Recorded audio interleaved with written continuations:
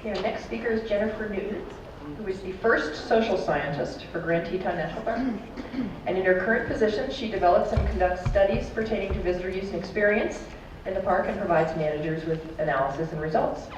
She recently graduated from Penn State with her PhD in Recreation, Park and Tourism Management and Human Dimensions of Natural Resources and the Environment. There's a long degree title. Where the focus of her dissertation was on spatial temporal dynamics of visitor experience in the same Moose-Wilson corridor, the location of the research she presents today on visitor stated preference. Thank you, Jeff.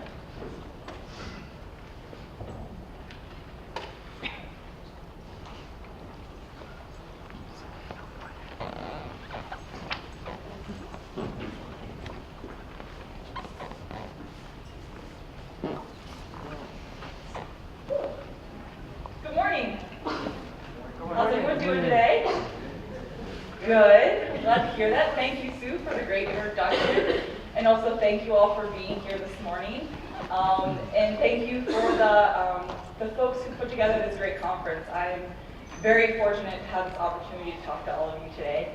And I'm very excited to share the research that I was able to do on the Moose-Wilson corridor. And I was thinking, too, I was going to go to these slides. It's not often where, so this study happened in 2015. And it's great that Ashley just presented all this research that we did in 2014, and this is kind of follow-up research to that. And so I have kind of this cool opportunity to follow up a presentation of previous research. Yeah. And so I'm going to go over an overview, the background of the study, just very briefly, because Ashley did a great job of the background. Then also the purpose, methods, results, and implications. And before I get into it, I just have to know, how many of you have been on the Moose-Wilson corridor? Great, okay, awesome, this makes this way easier.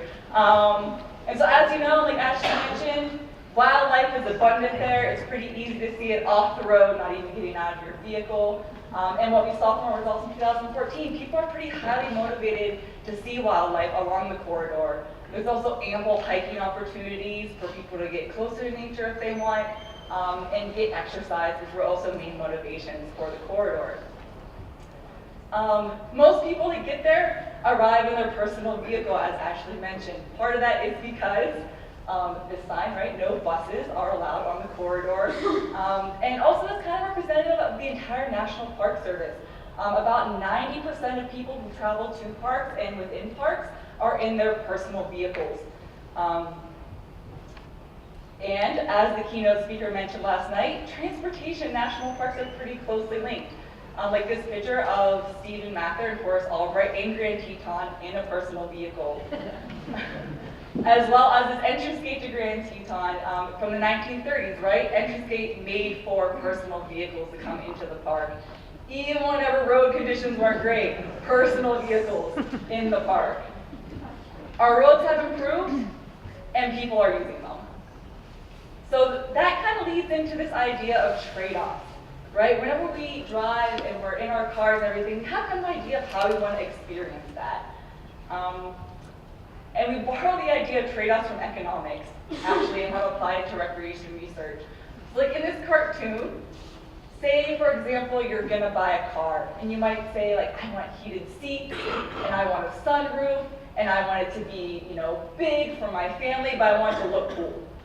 Well, you might not be able to get all of those things, right? You might sacrifice cool looks or fuel economy, right, for certain other aspects that you want. And so we have applied that to recreation research.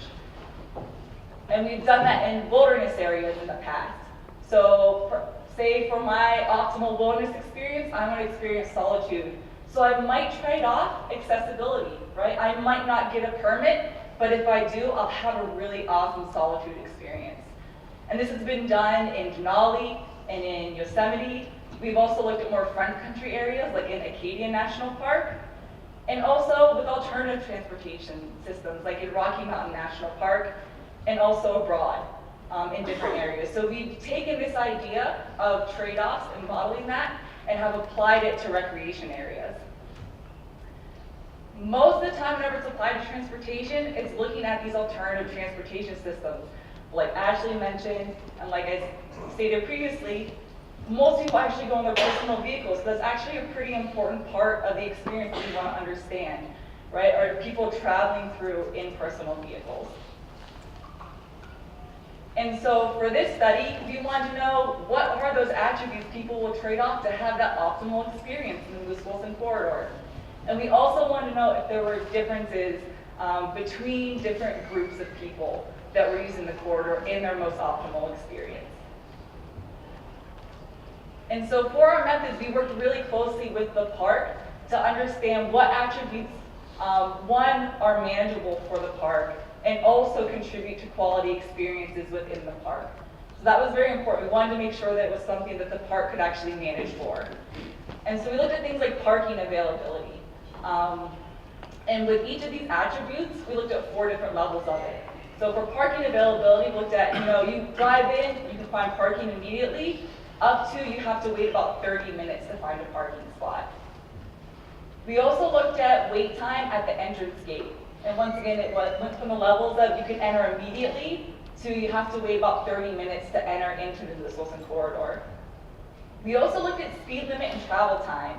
And so currently the average speed on the Lewis-Wilson corridor is 25 miles per hour. And so we actually looked at ranges from 15 miles per hour, so slowing the speed limit, to 30 miles per hour, so speeding up the speed limit.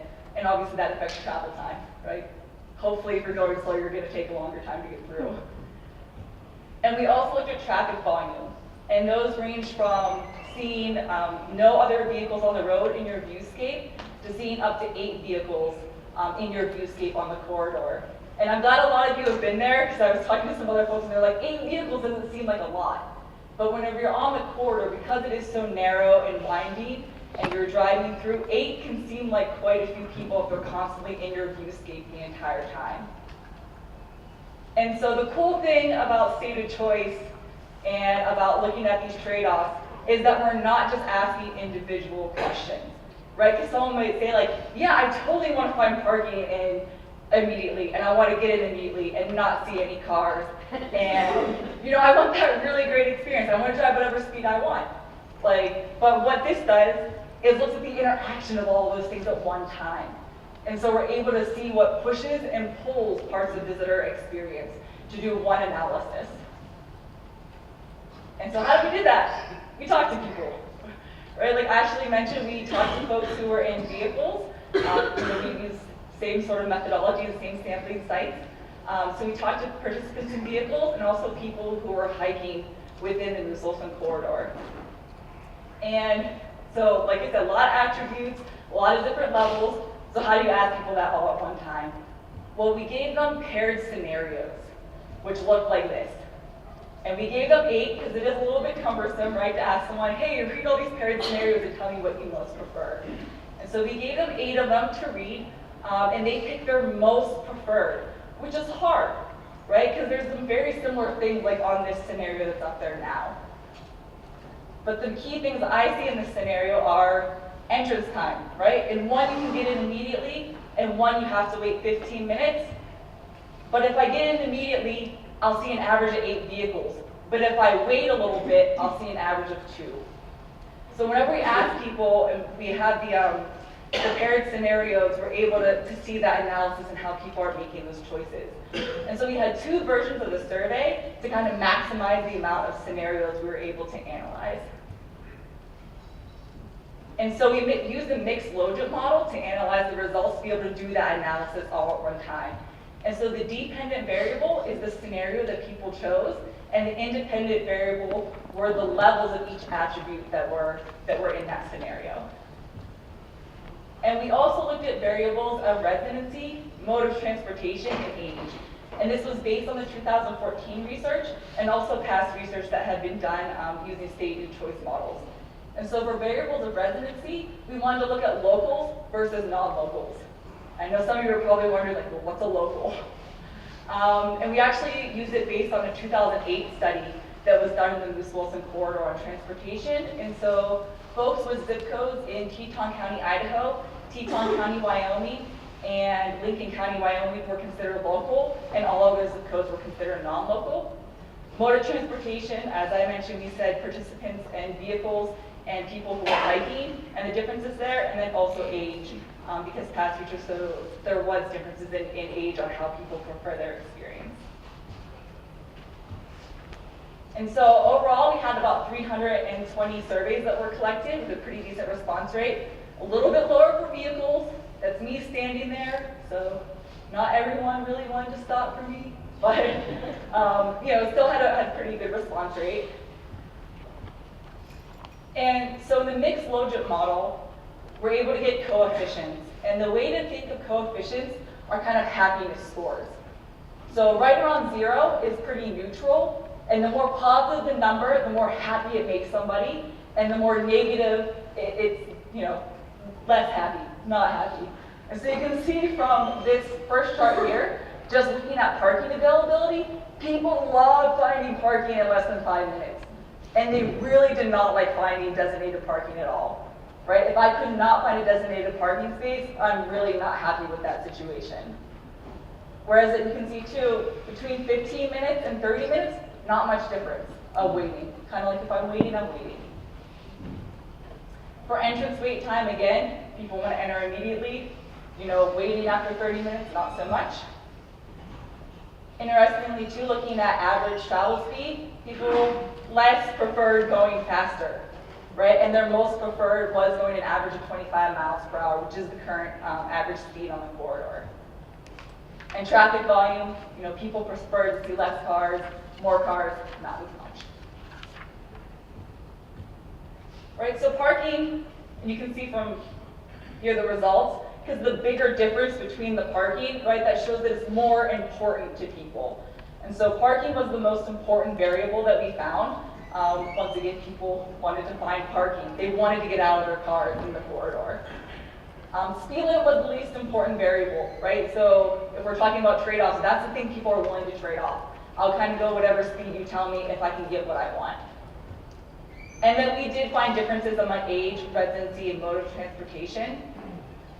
And we also put these results into a management scenario calculator. And this calculator basically allows managers to make hypothetical scenarios and actually test based on hypothetical people what they would choose. So if you look on the left hand of the screen, that would be a hypothetical person, right, who is a non-local resident, 45 years old, and who is hiking. And with all things equal between the two scenarios, it's about 50-50. But say if you want to change someone who's driving and you make parking not available, right? Nobody wants the first scenario. Everyone wants to find parking. So parking is driving decision making within the corridor. Once again, just to show you another example of the management scenario calculator. Oh, sorry. I got a little bit excited, a little too fast there. But the main differences here, if you look at the entrance wait time, are different, and then so is parking availability. So if you can see the average person who's a non-local resident who's hiking at about 45 years old, they prefer actually waiting longer at the entrance and finding parking quicker, right, with the 96%. But if you change it to a local resident, it's flipped, right? I'd much rather get in quicker and then wait for parking. Right? So the managers have that, and they're able to kind of make these hypothetical people and these hypothetical scenarios to look at different things for management. So implications, it helps managers to better understand how visitors perceive that high quality experience and how it interacts with these different variables. Also, it formed the visitor use and experience sections of the final EIS, particularly with the affected environment and the environmental consequences of that final EIS document that came out last month. And the results, as actually mentioned in her presentation, the Park Service preferred alternative does have a queuing system, and these results support that people are willing to wait at the entrance to the gate to get that preferred experience that they want. I just want to say thank you really quick. There are a lot of people that helped make this research work. One of them was the great research assistant I had, Ian Hawkins, the Martin family for their financial support. Grand Teton staff were awesome and helped us develop the survey, and then folks at Utah State, Penn State, and AM here in people. I was fortunate enough to stay there during the study. And thank you.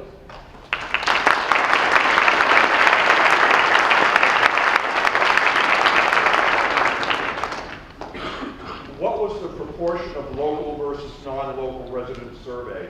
Yeah, that's a great question, and I'd have to look to make sure, but it's around 16% of people who are surveyed were local, which is representative of last year's study we looked at, and we did this numerous ways in 2014. One thing we asked for a zip code, and then we were also looking at license plates in 2014, and I think the numbers were around 14% of people were local versus non-local. Yeah, it's a great question. Any other questions? Great, well, thank you for the opportunity.